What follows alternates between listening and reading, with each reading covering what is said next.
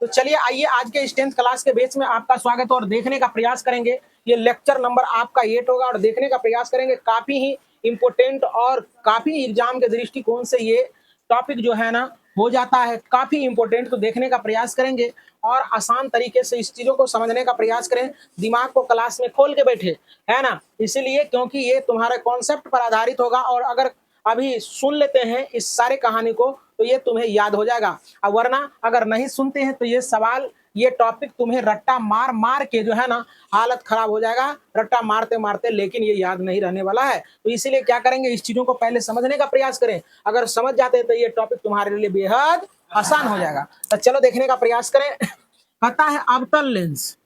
अवतल लेंस में बिंब तथा प्रतिबिंब, बिंब तथा प्रतिबिंब की स्थिति।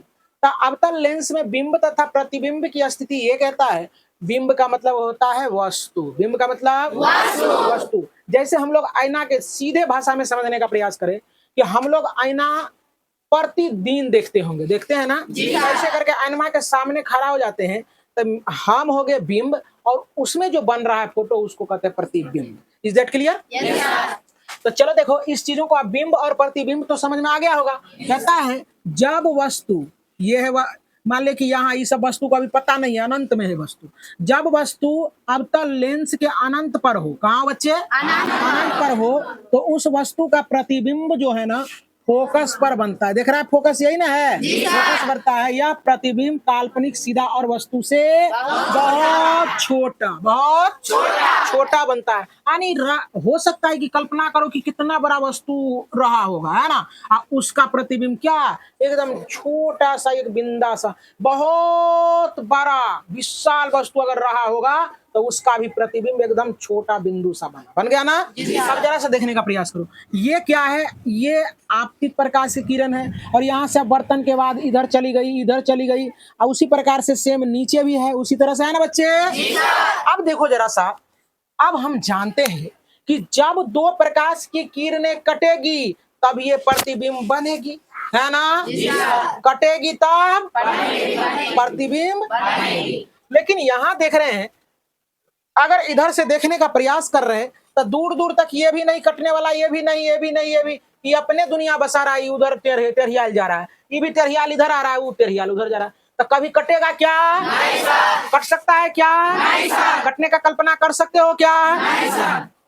लेकिन एक बात जरूर है, अब हमें अगर इधर से देखते हैं तो इधर से इसे करके जब देखते हैं तो हमें लग रहा है क्या कि ये जो है ना इधर से आया होगा ना।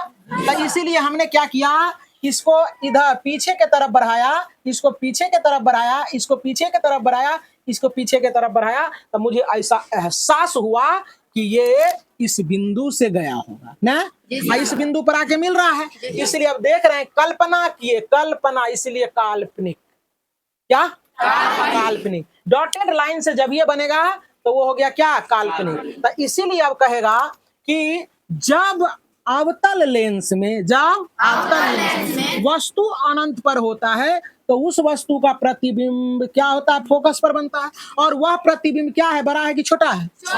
बहुत छोटा। ही तो घास के नाम इतना बड़ा कर दिए हैं, ये ऐसे बिंदा की तरह, है ना रे, तो बहुत छोटा। और ये काल्पनिक की वास्तविक, क्योंकि डॉटेड लाइन से बना है इसलिए काल्पनिक। तो समझ में आ गया सारे बच्चे को? क्या रट्टा मारने की जरूरत है? नहीं। लेकिन दिक्कत की बात यह है कि इतने अच्छे ढंग से पढ़ाने के बावजूद भी अगर कल होके क्लास में पूछते हैं तो जवाब नहीं देते हो, इसलिए ये दिक्कत की बात है। अगर समझ में नहीं आती है, अगर भूल जाते हो तो तुम्हारे ग्रुप में ये वीडियो रहता है, प्रत्येक दिन ग्रुप में वीडियो जाता है, प्रतिदिन जो भी वीडियो अपलोड होता है सारे वीडियो तुम्हारे ग्रुप में रहता है, उसको जाके देखने का प्रयास करो, इसके बाद तुमको हो जाएगा। चलो देखो अब दूसरा कंडीशन पढ़ते हैं। कहता है जब वस्तु अनंत और प्रकाशिक केंद्र, इसको अनंत भी लोग कहता है। आप मान लिया देखिए अनंत कह दे तो प्रकाशिक केंद्र तो यहाँ होगा ना, इसीलिए हम कह दिए जब वस्तु अनंत और प्रकाशिक केंद्र के बीच हो, अनंत और प्रकाशिक केंद्र के, तो उस वस्तु का प्रतिबिंब जो है, उस वस्तु का प्रतिबिंब उसी ओर, जिस ओर वस्तु उसी ओर प्रतिबिंब, उसी ओर प्रतिबिंब काल्पनिक, सीधा और वस्तु से छोटा बनता है, वस्तु से छोटा बनता है। देखने की बात है, देखने का प्रयास करें। ये अवतल लेंस है जी सर। दिख रहा है ना जी सर। पक्का जी सर। अवतल लेंस है ना जी सर। कोई कंफ्यूजन नहीं। अवतल लेंस क्यों है? क्योंकि बीच का भाग धसा हुआ है, किनारे का भाग उठा हुआ है, इसलिए क्या है? अवतल लेंस। Is that clear? अब अवतल लेंस है बच्चे, तो अवतल लेंस से तो ये हुआ वस्तु। क्या हुआ? वस्तु, जिसको हम लोग बिंब कहते हैं। क्या कहते हैं बच्चे? ए भी ये वस्तु है। अब ए भी वस्तु के कपार से एक प्रकाश की किरण गुजारे तो ये अपवर्तित होकर चला गया। दूसरा प्रकाशिक केंद्र से हम लोग गुजार दिए तो प्रकाशिक केंद्र से होकर चला जाएगा। अब देखो कि अब हम क्या कह रहे हैं, देख रहे हैं कि ये उधर जा रहा है टेरियल, तो यहां से कल्पना करते हैं, तो देखते हैं कि इसको पीछे की तरफ बढ़ाते हैं तो फोकस पर आके मिल गया। फोकस पर आके मिल गया। अब प्रकाशिक केंद्र से जो प्रकाशिक केंद्र से जाएगी, है ना, तो यहाँ देखो दोनों लाइन कट गया ना, एक जगह कट गया, वहीं से लंब गिरा देंगे। तो वस्तु बड़ा है ना, ये छोटका सा है ना, ये छोटा है कि ये छोटा है? ये वाला छोटा है ना। तब अब कहेंगे जब वस्तु अवतल लेंस के अनंत पर हो या प्रकाशिक केंद्र और अनंत के बीच हो, तो उस वस्तु का प्रतिबिंब जिस और वस्तु उसी ओर होता है, और यह वस्तु डॉटेड लाइन से बनता है, इसलिए काल्पनिक होता है और वस्तु से छोटा होता है। वस्तु से कितना बात नहीं बोल पाओगे? समझ में आ गया? तो ये भी समझ में आ गया होगा। अब आते हैं हम लोग इस पर, कहता है देखने का प्रयास करेंगे, यहाँ आने का प्रयास करें, छोटे बोर्ड पर देखने का प्रयास करेंगे बच्चे। अब देखो बच्चे, अब ये चीज जो है कितना तू रट्टा मार लोगे ये समझ में आने वाली नहीं है। बशर्ते तू दिमाग खोल के यहाँ समझ लिया तो तू खुद ब खुद इसके बारे में समझ जाओगे और खुद ब खुद लिख पाओगे, है ना। तो इसलिए क्या करेंगे, हम लोग इसको समझने का प्रयास करेंगे। हम लोग अपवर्तन का नियम जान चुके हैं, हम लोग अपवर्तन अच्छी ढंग से अच्छे तरह से पढ़ चुके हैं कि अपवर्तन होता क्या है। उसी चीजों के बारे में यहाँ दिया है और उसी माध्यम से हम लोग पारस्परिक विस्थापन को पढ़ने का प्रयास करेंगे। या किसी कांच के स्लेब से प्रकाश के अपवर्तन, यदि कहेगा कि किसी कांच के स्लेब से अपवर्तन को समझाइए, तो यही चीज तुम्हें समझा देना है। या अगर क्वेश्चन रहेगा, क्या रहेगा क्वेश्चन तुम्हारा, ये कहेगा कि आप पारस्परिक विस्थापन को समझाइए, तो सेम होगा, लेकिन यहाँ एक मुद्दा आ जाएगा, तो उसी मुद्दा पर आज चर्चा कर लेते हैं और ध्यान से सुनने का प्रयास करोगे बेहद आसान तरीके से, है ना। मजा आना चाहिए पढ़ने में। समझ में आ रहा है कि ना आ रहा है? कि पढ़ाई बोझ लग रहा है? चलो देखने का प्रयास करो। अब हम समझते हैं कांच के स्लेब से अपवर्तन। अब कहेगा कि सर 2 क्वेश्चन एक ही में कर दिए। 2 क्वेश्चन इसलिए कर दिए हैं क्योंकि इतना हमको ये प्रश्न करने के लिए अलग से तुम लोगों को क्लास लेना पड़ता, इसीलिए हम दोनों को एक ही में इंक्लूड करके पढ़ा दिया है। कोई दिक्कत? तो यहाँ समझने का प्रयास करेंगे। तो यहाँ क्या है, अगर क्वेश्चन ये रहे कि आयताकार कांच के स्लेब से प्रकाश के अपवर्तन को समझाइए, तो देखो एक प्रकाश की किरण आपतित हुई, यहाँ देखो ये अभिलंब है, ये अभिलंब है। अब देखो हम जानते हैं कि ये विरल माध्यम से आ रही है, सघन माध्यम में घुसेगा तो अभिलंब के तरफ मुड़ेगा। तो देखो ये जाना चाहिए ऐसे, लेकिन अभिलंब से ही दूर भाग गई, सॉरी अभिलंब के तरफ आ गई, है ना। फिर चला यहाँ आ गया, अब दूसरे प्लेट पर आ गया।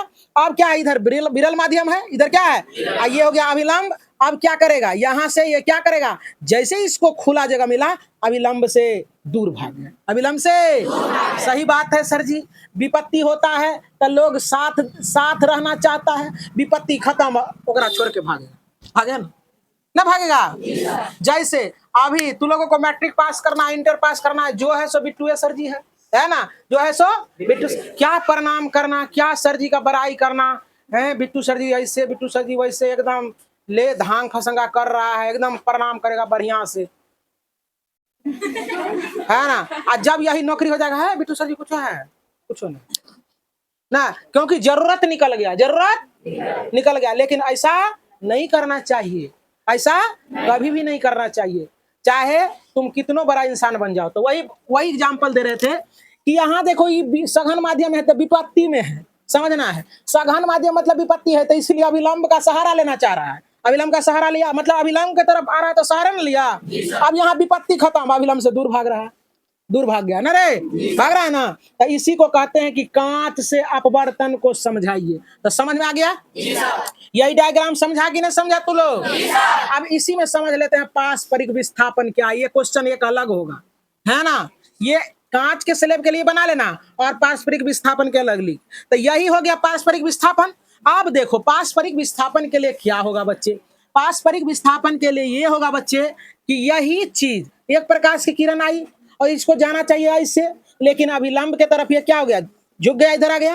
अब फिर इसको हम बढ़ाए, है ना, अब फिर ऐसे आया, फिर ये क्या हुआ, अभिलंब से दूर भाग गया। अब इस लाइन को दूर जब बढ़ाए तो पता चला क्या, एक के गो प्रकाश की किरण था, यहाँ दो गो बन गया ना, बन गया, एक ही प्रकाश का किरण आ रहा था और यहाँ दो दो गो प्रकाश किरण देख रहे हैं। तो मतलब क्या, यहाँ से विस्थापन हुआ, क्या हुआ रे, यहाँ दोनों प्रकाश किरण में दूरी हो गया ना, तो इसी को कहते हैं पारस्परिक विस्थापन। क्या कहते हैं, यही दोनों के बीच जो ये डिस्टेंस बन गया, इसी को क्या कहते हैं बच्चे, पारस्परिक विस्थापन। यही चीज यहाँ लिखा हुआ है। जब प्रकाश की किरण यहाँ क्या लिखा गया, प्रकाश किरण का के स्लेब, यहाँ देखो, यहाँ सुनो, किरण कांच होगा, यहाँ क्या होगा, कांच छूट गया है। जब प्रकाश की किरण कांच के स्लेब से पास करती है तो प्रकाश की किरण कुछ अभिलंब की तरफ मुड़ती है, मुड़ा था ना, अभिलंब की तरफ मुड़ती है और विरल माध्यम में आती है तो यह अभिलंब से दूर भाग जाती है। अभिलंब से दूर भाग गया ना, अभिलंब से दूर भाग जाती है। इस प्रकार पहले वाले स्थिति और बाद वाले स्थिति से काल्पनिक रेखा खींचने पर दोनों रेखाओं के बीच कुछ क्या होता है, बीच विस्थापन हो जाता है, यानी दूरी बन जाता है, जिसे हम लोग पारस्परिक विस्थापन कहते हैं। तो उम्मीद करते हैं कि सारे बच्चे को समझ में आया होगा और बेहतरीन ढंग से आया होगा। और अभी इसी वक्त तुम्हारे व्हाट्सएप पर ये वीडियो रन करेगा, तो वहां जाके एक दो बार देखने का प्रयास करेंगे और वहां से लाइक, कमेंट और अपने दोस्तों में शेयर करने का प्रयास करेंगे और अपना भी अच्छे बनिए और दूसरे को भी अच्छे बनाइए। यही हम लोगों का क्या है, प्रमुख कर्तव्य है। क्योंकि कहा भी गया है कि हर वक्त, जरूरी नहीं कि हर वक्त जुबा पर भगवान की नाम आए, अरे वो भक्ति भी वो पल भी भक्ति का हो जाता है जब इंसान का काम आए।